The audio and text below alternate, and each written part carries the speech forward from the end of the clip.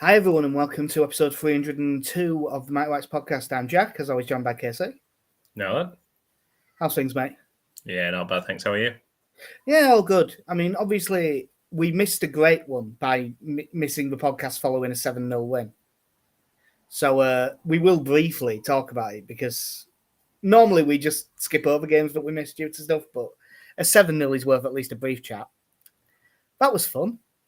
Yeah, it was good. Cardiff weren't, but we were. We were really good. Yeah, I must admit, I thought that we were. I think that they weren't very good, but I think we've played considerably worse than that.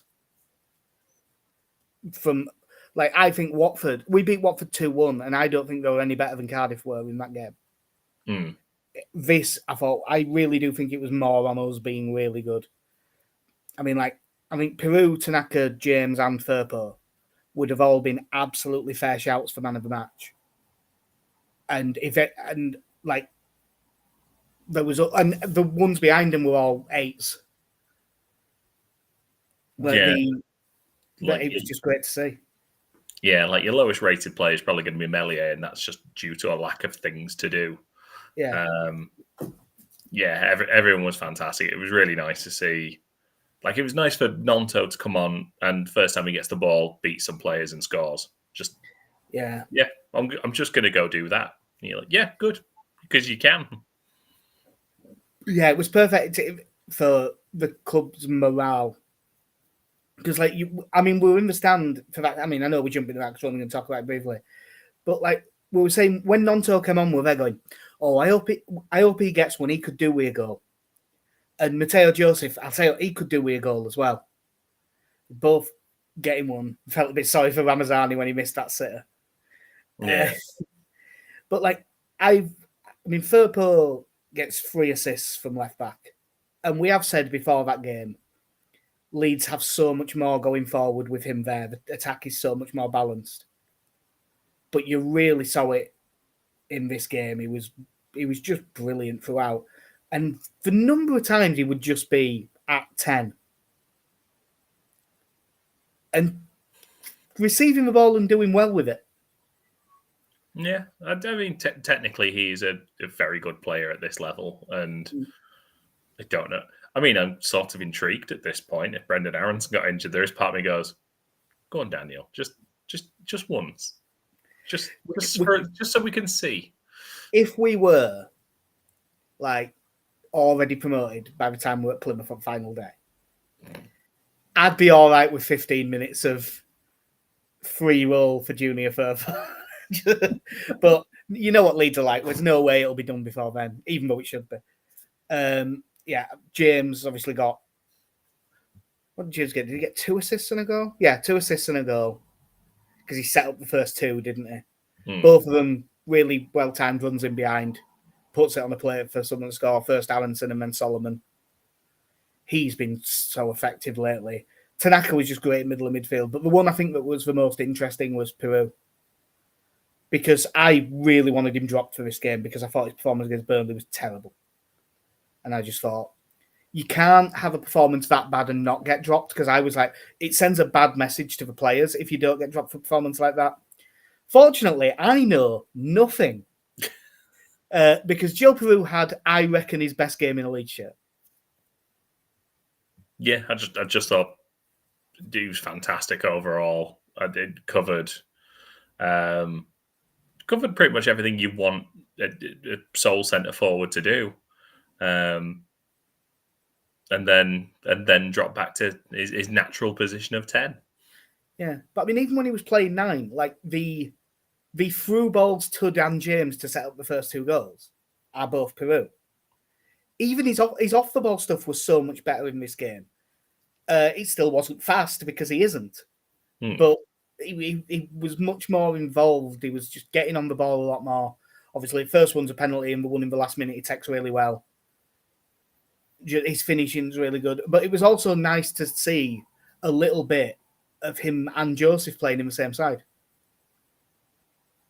Yeah, I mean, we've not seen nearly as much of it this season as I think we did last season, with Peru dropping into 10 even there were games where we actively started with that, especially when Bamford was on that run. Yeah.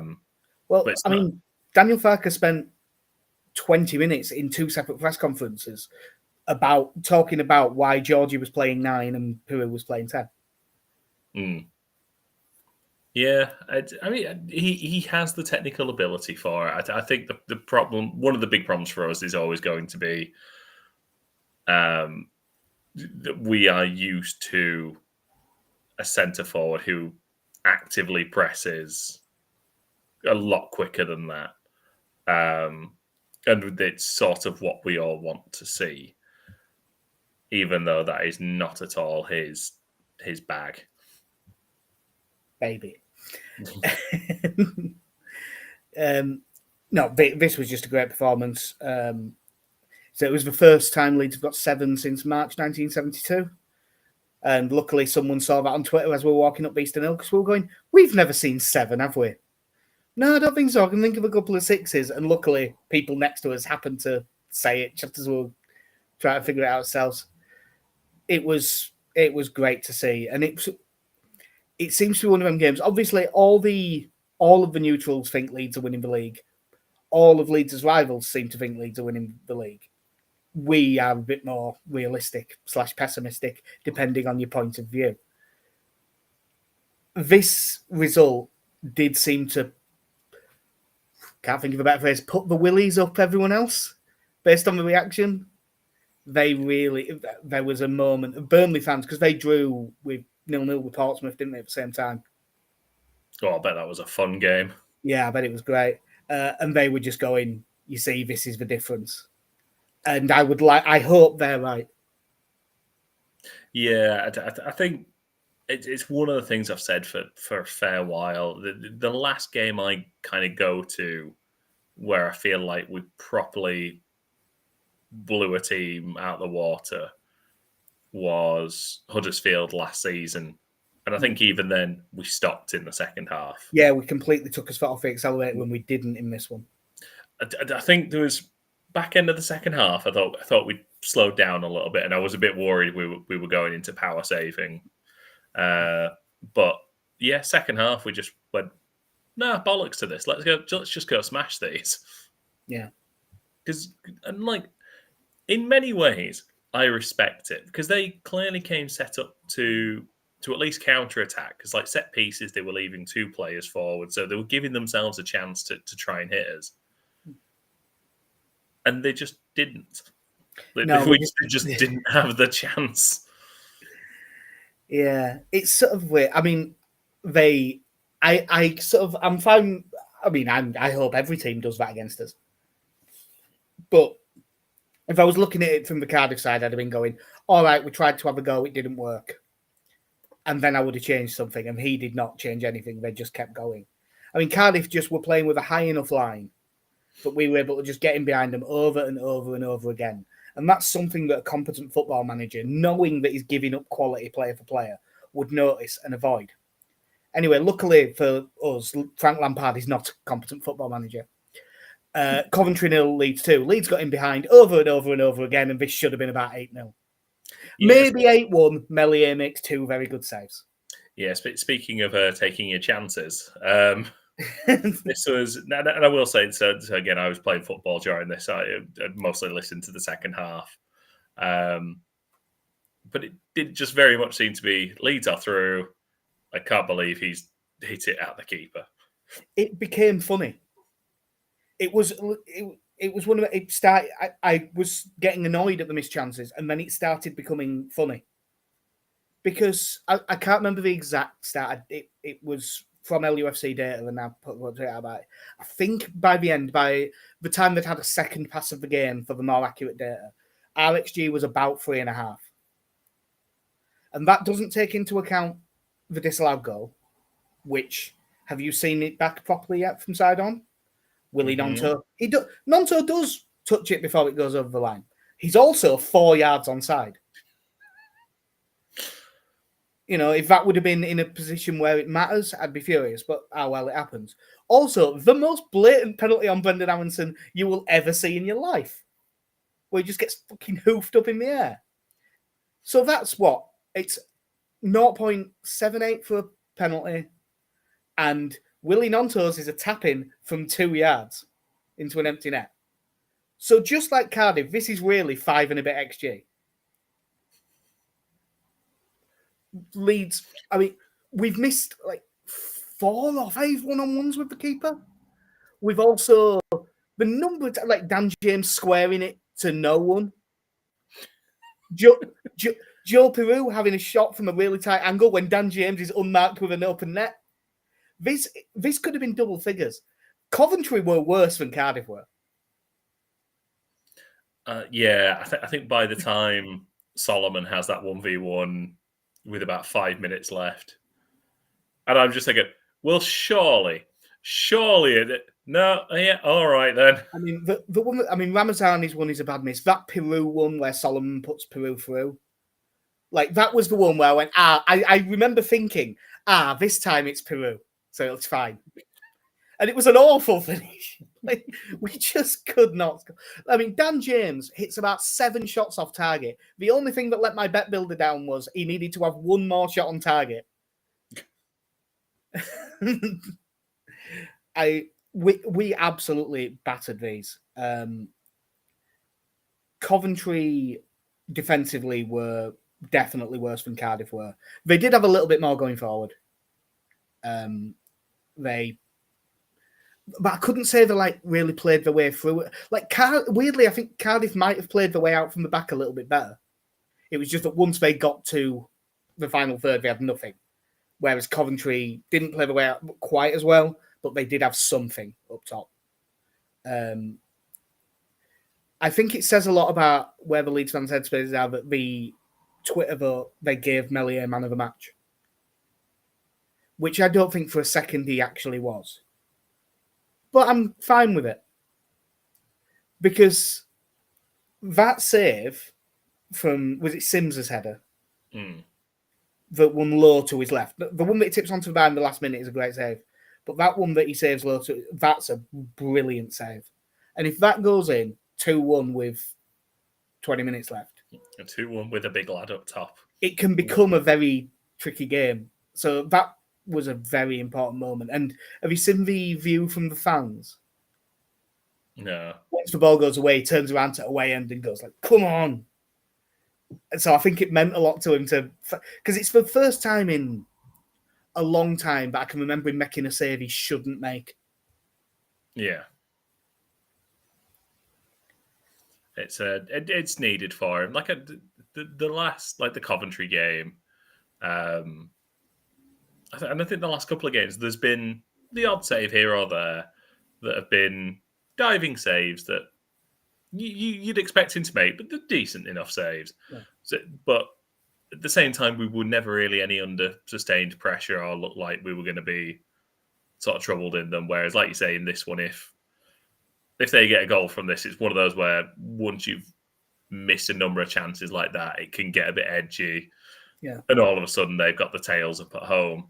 So it's really, it is really good for him that he's had that moment at least of not say that they would have gone on to win it there, but at least he can sort of sit there and go, yeah, I kept us in front there. Yeah, he's earned his money on that one. Yeah. I remember I saw a stat that, the XG, like the post-shot XG, where it's like what it is after it's been struck, and it was like 0.85 of a goal or something. So it was basically as good as a good penalty save. So, it's really good for him. Obviously, we talked about all the missed chances and how frustrating it was. And it is frustrating because, God, it'd have been nice to put... I couldn't give a shit about Coventry. I don't really... But I do hate Frank Lampard. I make no bones about it. I just think he's a prick. So it would have been really nice to stick a load of goals past him. I mean, there was so much going into that game of... obviously, at any stage, given where we are now, losing is not a good thing. But my first thought of losing is, don't lose to Frank Lampard. Yeah. Not to this guy. Don't give him that satisfaction. Yeah. I'm not even bothered about what Sheffield United or Burnley do. Just don't lose to him. And we didn't. You don't.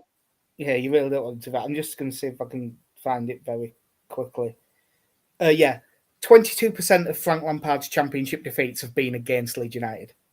4 out of 18. And yeah, I remember it was Johnny Cooper that posted it. But the goals themselves were good. In real time, I thought Gruev had won the ball off Sims, like blocked his pass to Solomon, but it wasn't. It was just an awful ball from Sims. Straight to Solomon. He plays it first time through to Joe Peru. The most Joe Peru finish you're going to see. Completely calm, right in the bottom corner, keeper no chance. That was a really good goal. But the more interesting goal is Jayden Bogle, who just picks it up and runs with it. It was one of them weird, because obviously it beats the first man, and then we've got sort of a little bit of an overload on that side, but all it takes is one of the defenders to drop back a yard and he can do something. And instead they just like leave this big gap. And he just runs through the middle of it, straight through, nutmeg on the last defender. Just overrun it. Unlucky, good run. Oh, he scored. Yeah, Dovin, isn't it, their keeper, who's apparently been in really good form lately, just drops it straight at his feet. Bogle has a tap-in. He does well to react, because it would have been easy for him to like switch off and not be close enough to the keeper to pick that up, but he stayed alert. And it was great. Jayden Bogle has been absolutely outstanding. Outside of the first 2 games, basically all season. Yeah, it's quite nice to be honest, because he doesn't really get in that many goal scoring positions. He does get forward well. I think it's just because James gets into so many. Well, Bogle ends up on the outside. Like, he plays high up the pitch, but for the most part, he is pretty tight to the touchline. Like, it works really well for him. He's not a junior Firpo, in as much as he's not popping up on the edge of the box like that as much. No, he doesn't go inside as much as Firpo does. That's true. But yeah, like the way he's played, he absolutely deserves the goal, even getting that bit of luck with it. But yeah, thoroughly deserves. I mean, he is for someone who doesn't miss many games. He's got a lot of running in him so far this season. Yeah. And you kind of think between Firpo and Byram have kind of been splitting time at left back this season. Whereas Bogle, I think he had did he have a slight knock sort of late September, early October, and missed a couple of games, or was it a suspension? Yeah. He had a knock, and I think he got 5 yellows, didn't he? So he missed 1 for that. Yeah, but I think outside of that, he's been very regular at right back, and I think we said when we made the sub against QPR that he doesn't come off very often, so it's quite nice for him. Yeah, well, when he came off against Cardiff in the 7-0, everyone in the stand. Sorry. Yeah, everyone in the stand, including me, was saying, "Right, we've got this one. Take Bogle off because he never gets a rest." And we said the same about Aronson, who, don't get me wrong, he wasn't bad. He was probably the most frustrating player against Coventry. He had a few of those. He had a few of those ones that he is prone to, where there was one that like he really has to hit it, and he tries to play Firpo through, and he's like, "No, just shoot." But overall, it was a pretty good performance. It was because it's only 2-0, it won't stick out in the same way. But there's an argument that that performance was basically as good as any game we've had this season. I just thought that we were great, basically in all phases of play, and against a team that had won 4 straight, and that everyone going in thought would be a really tough test. There was quite a lot of people saying a point away at Coventry is a good result. And before the game, I would have gone, yeah, I don't think it's a bad result. And having watched the game, I'm disappointed with 2-0. And to be honest, I'd have been disappointed with 4 based on how it actually went. Yeah. Sorry, just look there as well. Six big chances in that game. Yeah, and that obviously doesn't include the ones where we messed up the final pass. And the penalty that we should have had. And it could have been double figures that game. Yeah, but good. We can keep Frank Lampard quiet for another week. It won't.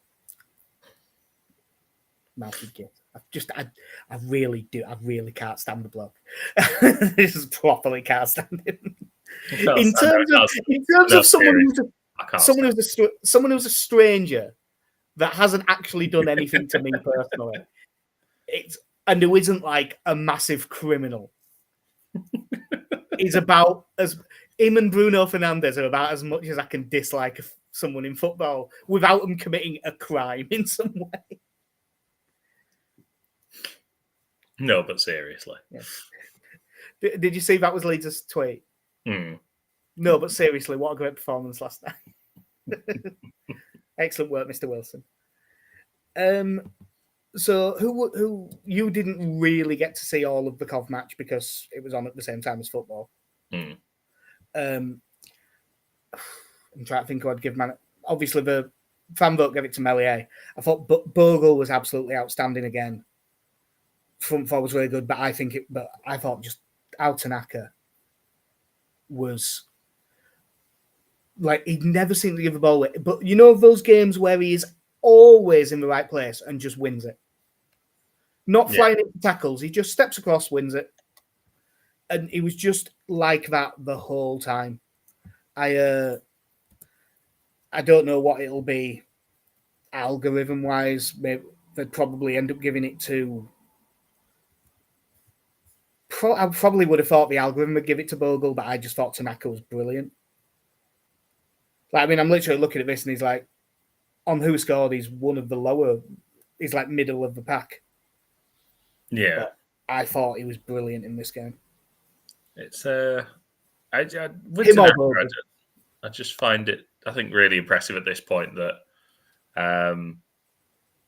to pick a player out of Bundesliga 2, who has just slotted into this so comfortably, like from the minute he came in, essentially, he's just made the position his own at this point. It's quite nice to see, because I do think your lower reaches of the Bundesliga, you could argue there's probably some championship quality teams in there.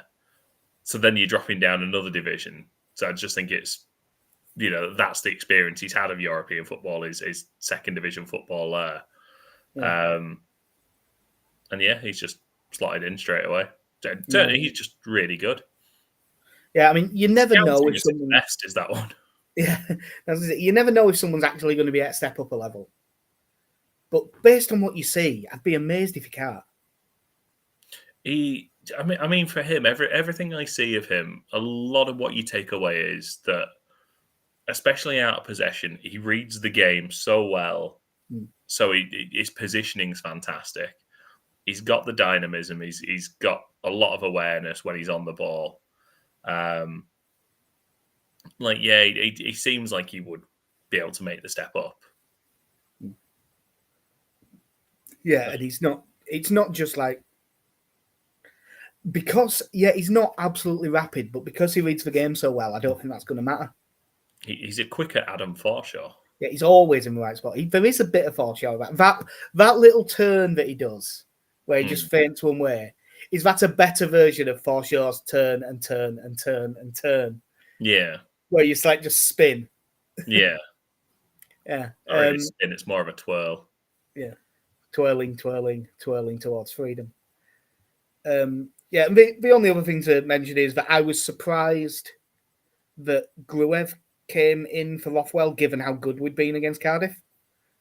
But Gruev was excellent as well. He had a really good game at middle. So, I think that's going to be the pattern we see now. It might change now that Strauch's fit, because if we go back to Strauch and Rodon, it might just be Ampadu and Tanaka anyway. But if Ampadu's having to play centre back, I think the pattern you'd see is Rothwell at home, Gruev away. Stop crying, Frank Lampard. There was something really nice about the simplicity of do Lampard is a wanker. It's nice. No, the best non-coat related song of the week. Because that guy with his coat in the cat, that was funny. Take your tent, fuck off home. The who put the ball in the Cardiff net? Half the fucking team did. Which is pretty good. But on to more relaxing, less pressing matters. Yeah, it's Millwall in the FA Cup tomorrow. I forgot that this was an early kickoff up until an hour ago, when fortunately my fiance mentioned, did you not say it was an early kickoff? Because you said that the police would move this. Oh, yeah, shit. Because I had fully planned for setting off at what would not have been the right time. I completely forgot. So looking at Millwall, I know we don't normally take too deep of a dive into teams when we're doing FA Cup because they'll probably change a load of stuff as well, but less than us, you would think. Alex Neil keeps getting championship jobs, and I don't know why. Right. Millwall should pick an absolute... Right, I don't know if they will, but Millwall will probably still be thinking playoffs, because although they're 14th, they're only 4 points off the playoffs. Such is the championship. Yeah, they are like the 13 points clear of Derby, who have lost, I think, their last 6 or maybe 7. They've sacked Paul Warne today. Oh, okay. I haven't read any more into it than that, so I don't know who's getting the job. But yeah, because they're still in with a shout of the playoffs, they'll probably make some changes as well. And Millwall have won the last 3. So, I mean, whether it'll last is less sure, but Alex Neil is apparently doing all right to start with. Yeah, I look at his record, and I just think he is a very, at best, mediocre manager who keeps getting championship jobs. He's on that merry-go-round that in the mid-2000s, like Mark Hughes and all of that were. So Mark Hughes is the new Carlisle manager, by the way. He really just wants to be in management, doesn't he? Yeah. I kind of respect it, to be honest. Yeah. Bradford job and then Carlisle. Yeah, he didn't do a particularly good job at Bradford. But yeah, I mean, for us, this will be many changes. Yeah, probably all the subs. Yeah, while I was at work, I was having a sort of brief think about the team and how strong I'd go.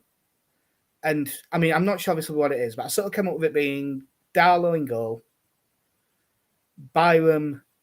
I still think it'll be Roden, Strauch, and I'm going to be really optimistic and say Schmidt. Because I think it would be Verber if he was fit. Yeah.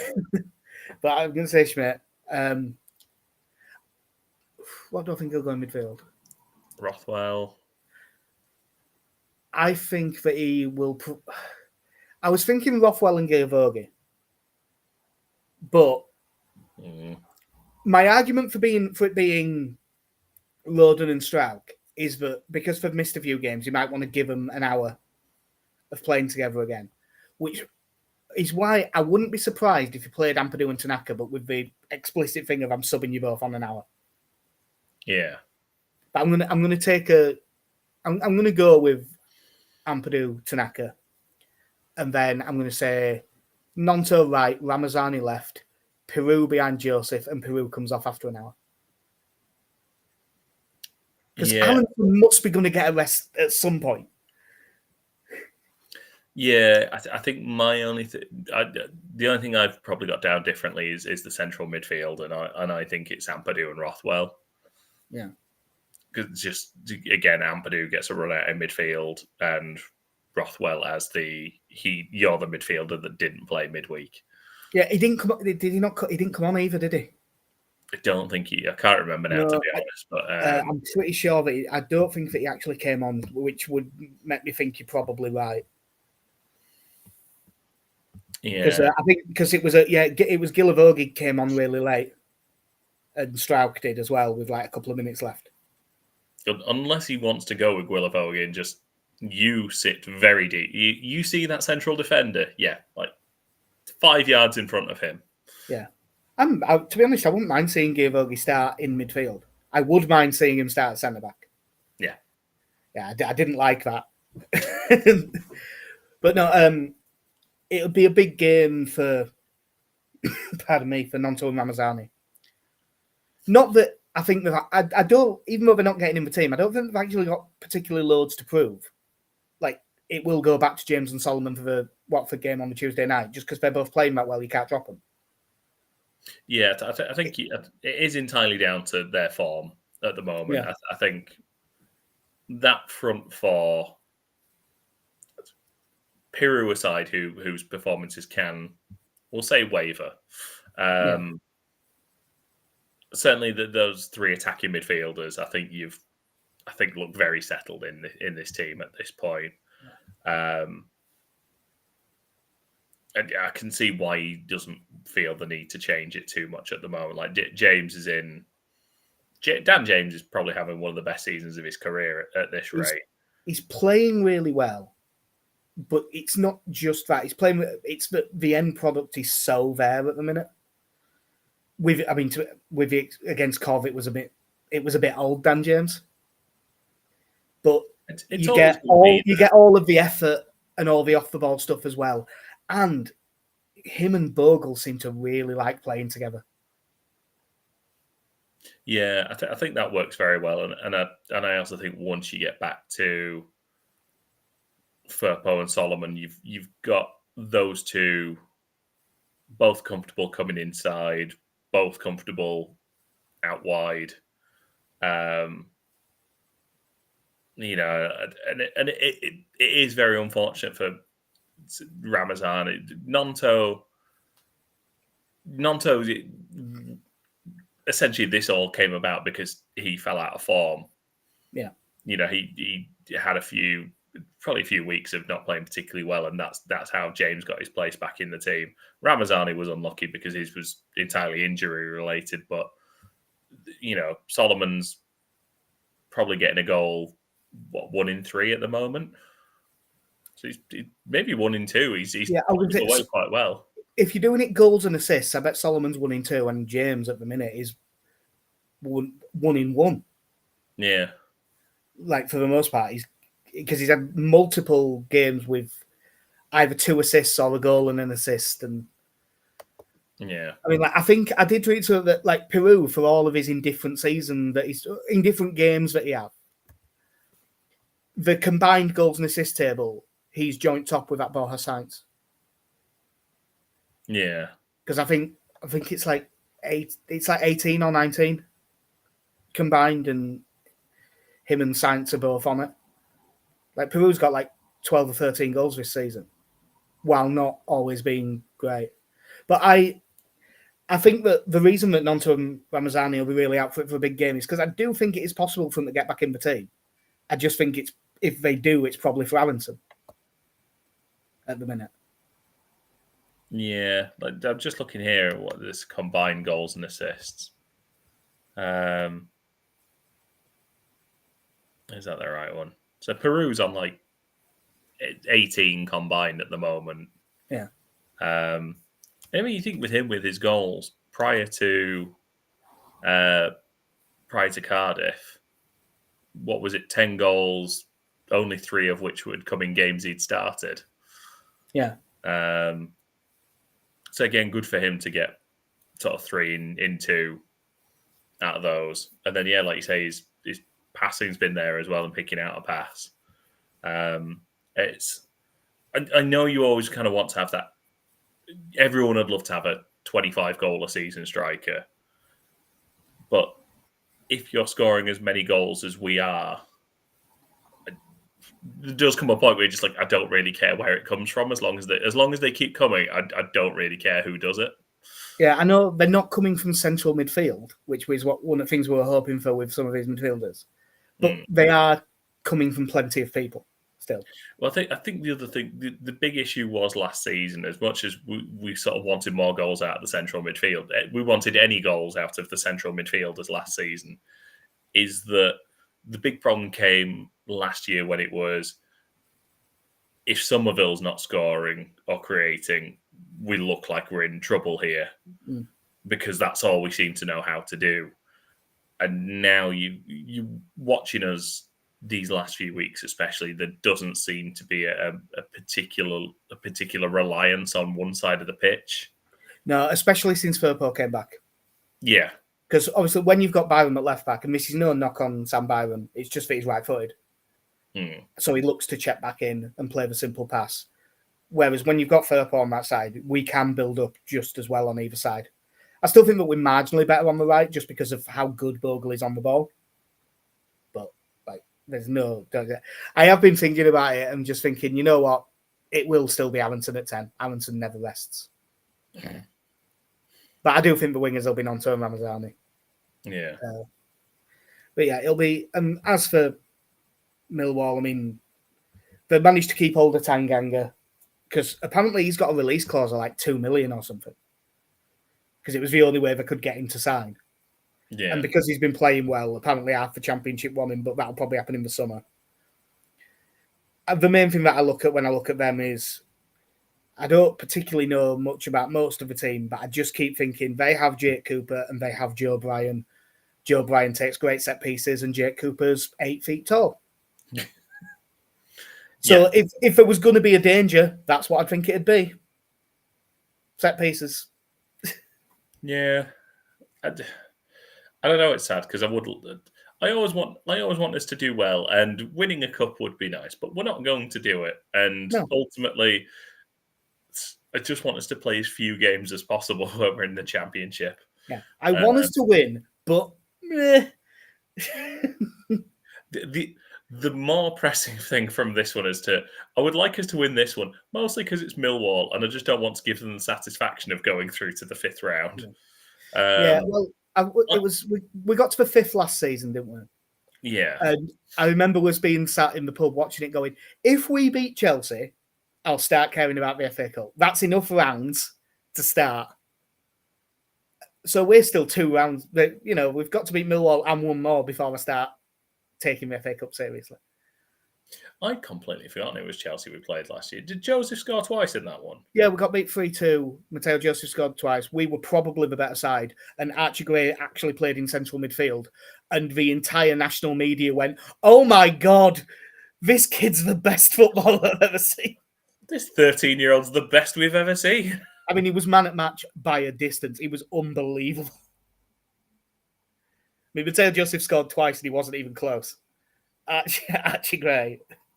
Because if you remember the first goal, they nearly missed it on the coverage. Because Chelsea did that. I think it was probably Robert Sanchez because they did that thing of giving the ball away at the back. And we scored and they were still showing a replay of something else. Yeah. They cut back just as he was scoring. But no, I've got the predictions in. Luckily, they're quite timely. Connie's gone 3-0, Alex 2-0, Benny 2-1. All wins. I just think the confidence is that high that even with the rotation, we'll be fine. So I'm going to say 2-0 win. I'm going to say 1-1 lose on penalties. So that for our predictions purposes is just a 1-1 draw, but you get your emotional hedge of your bets just in your head. But yeah, it'll be nice to do that. The main thing is just come through no injuries and hope everyone's sorted for Watford on Tuesday. Yeah. Which is another game that I didn't realise how soon it was. The Championship's relentless, isn't it? Never ends. And then there's an international break and then it ruins everything.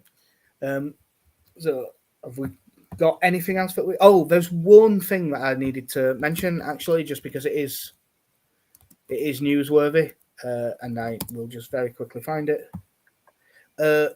KC, have you heard of Robbie Cook? I'm going to assume that's a no. Yeah. I'm going to say no. We have signed goalkeeper Robbie Cook from Perth Glory.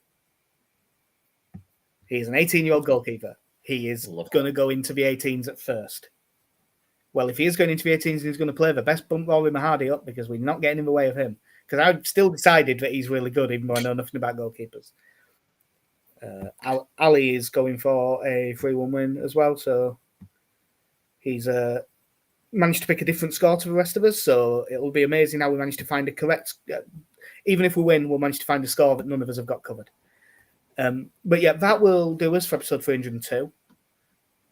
One of Sunday or Monday, we'll be back to try and get in ahead of the Watford game on Tuesday. But yeah, hopefully we get through in the FA Cup. But let's be right, it's not. It's fine. So I've been Jack.